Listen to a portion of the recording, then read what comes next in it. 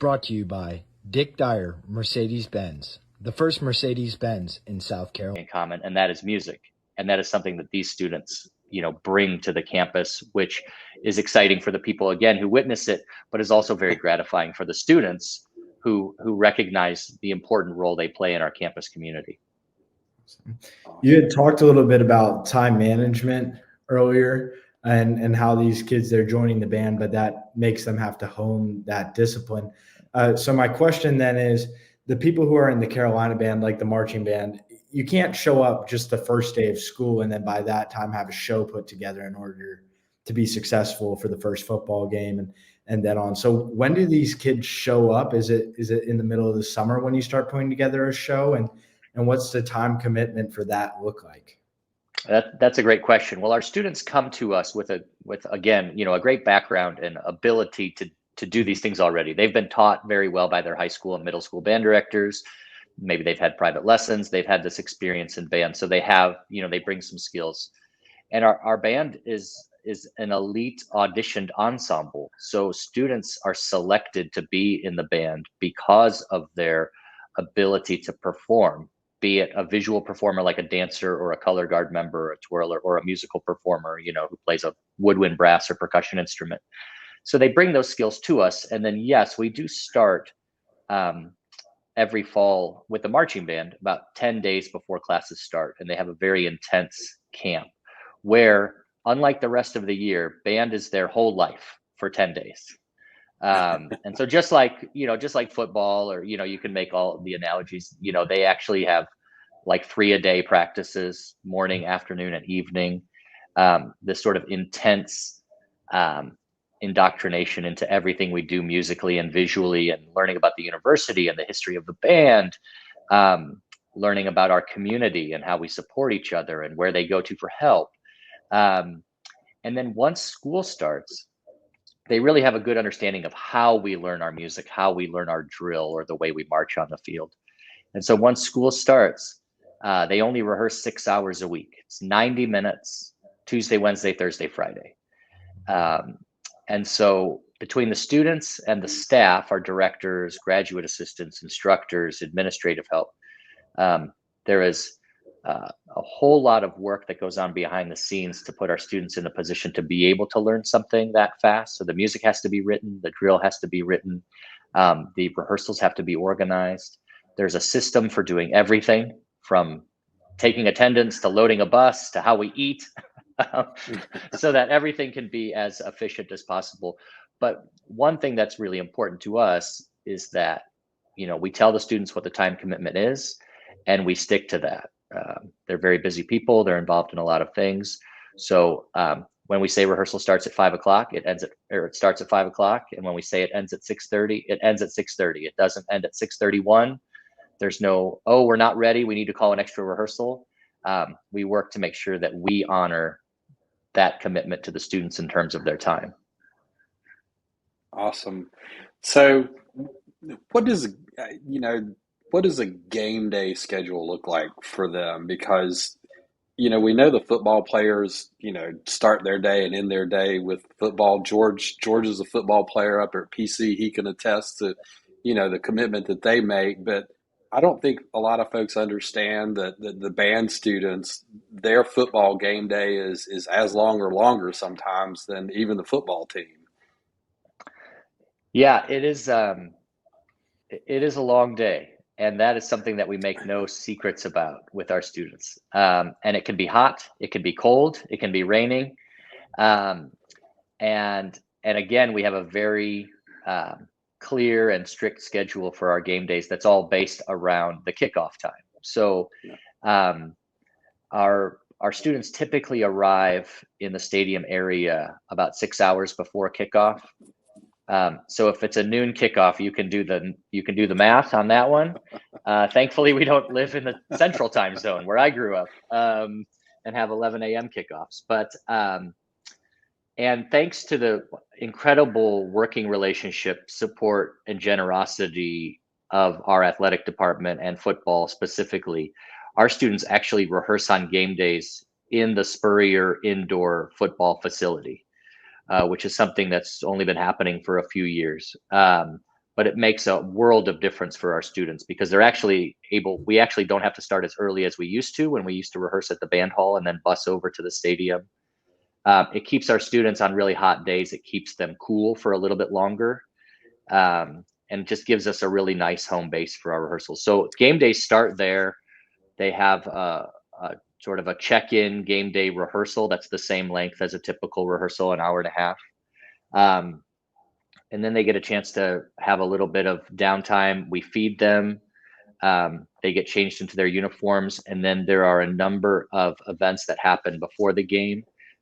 People may have seen small bands sort of performing and roaming around the tailgate areas, which is something that we started in 2017. It's called Tailgate Takeover, where our students rotate through and little groups of bands will go out. We send a band to the Cockaboose area. We send a band to the fairgrounds, which if you spent any time in the fairgrounds, sometimes we question that decision, but it's a lot of fun. We have very strict rules about what the students can and can't do when they attend tailgates. So they do a great job. And then a band plays for when the team arrives. So the team pulls into Gamecock Park there a little while before the game.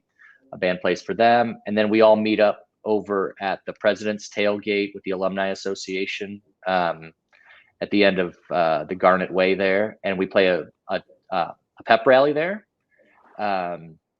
which is great for fans and families. And also around that time of the pep rally, all the students are there and we have an opportunity for them to see their parents and their friends and their high school band directors who may be coming to see them. Obviously, it's hard for parents and friends to get to see their student in the stadium on a game day, even if they're at the game. So we create that time so that they can, see their families, because sometimes it's the only time they see their family, during a week if their families are out of town.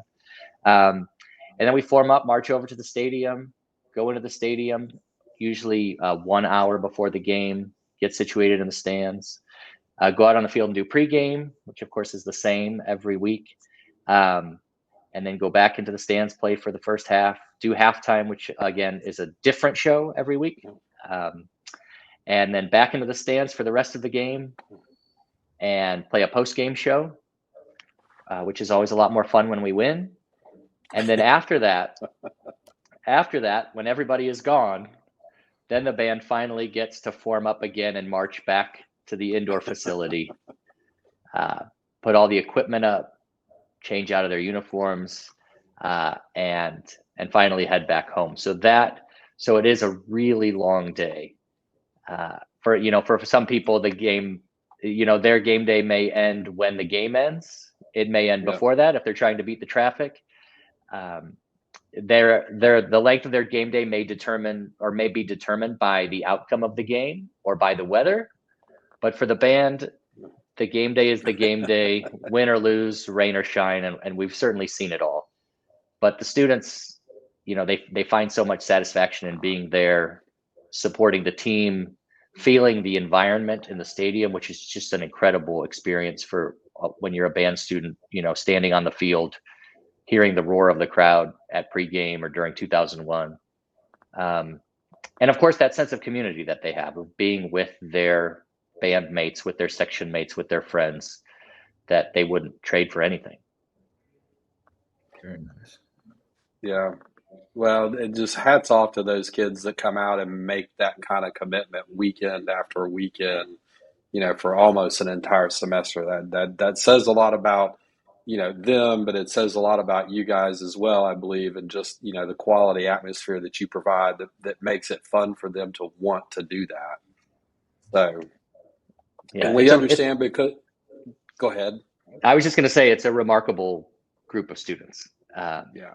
And being around them everyone's reaction is always just being overwhelmed when they get to spend a little bit of time around the band and feel those students' energy and their positivity and their commitment to each other. It's very exciting. So you guys have had a big announcement a little while back about the marching band and an upcoming event that you've been asked to participate in. You want to share that with our audience? Yes. So earlier in the fall, we announced that we've been selected to perform in the 2024 Macy's Thanksgiving Day Parade. So the Carolina Band, our marching band, will be headed to New York next fall, and we're really excited about that honor. It's only 4 college bands are selected every year from over 100 applicants. It's a very involved process that involves everything from recordings to videos to photos to testimonials about the band and their musicianship and showmanship. So it's a really great honor, and again, just a testament to our students and our faculty and staff who support them, and our university who supports our band continually to put us in the position to be able to have the program that we have, to be able to be selected for something like this. From Coach Tanner to President Emeritus to our Dean Taylor Harding, the university is incredibly supportive of what we do. So we are in the midst of preparations, musically, visually, fundraising wise. It's a huge undertaking to take 400 students up to New York for a week. And so we're working hard to reach out to all of our community and university partners. And we've had a lot of people step up to help us raise this money that we're trying to raise to be able to take the band up for the parade. And you had mentioned like the support from the school, but the community as well. Is there anything in particular the community can be doing to support that effort to allow this to happen for y'all? Is there any like website they should be going to, or how are they able to get into contact to be able to support the effort? Yeah, well, that's a great question. I appreciate that. The most important thing that you can do is cheer for and applaud and thank band students for doing what they do. That is the most meaningful thing that anyone can do. And we're grateful for that kind of support. And we do have opportunities for people to contribute to the fundraising campaign. We have corporate sponsorship opportunities at many, many different levels. And all that information can be found at our website, carolinaband.org. And we have links to the fundraising information there, contact information for our Director of Development. And we of course are grateful for any level of support that we can get. It's taking, already we have hundreds of small gifts, several big gifts that are helping us, but we're appreciative for anything we can get. But yeah, carolinaband.org is our website. Yeah, we'll make sure George goes back and puts that on the screen just a little bit so people can see that while you're talking about it, so that if they want to reach out, our community can do that. One last question here for you, Dr. Cannon. Appreciate your time and joining us today. So if I want, or the community wants to come and listen to some of these other smaller ensembles during the year, like the ones you lead that perform at the Koger Center, where can we go to find those performance schedules to come listen to these students play and support them like that? Again, thank you. That's a really good question. Our concert calendar is also at our website, carolinaband.org, or you can go to the School of Music website, music.sc.edu, where you can see the schedule for all kinds of performances, including the bands, but also orchestra and choir and jazz. So either of those is a great place to find that information, or follow the Carolina Bands on Facebook, Instagram. We always post about all of our upcoming performances there, so people can check that out as well. Awesome. Thank you for your time today. Definitely very informative, and I know people are going to enjoy this. Great. Thank you guys so much. Thank you. All right. Thank you. Episode of The Cool Guys is sponsored by Bell Carrington, Price & Gregg. Bell Carrington is our choice for the best real estate attorneys in town. They are highly communicative and make sure that the closing process is as smooth as possible. With offices in North Carolina, South Carolina, Tennessee, Georgia, and Alabama, they can handle any of your real estate, finance, eminent domain, financial services litigation, and litigation needs. Call their Columbia SC office today at 803-509-5078.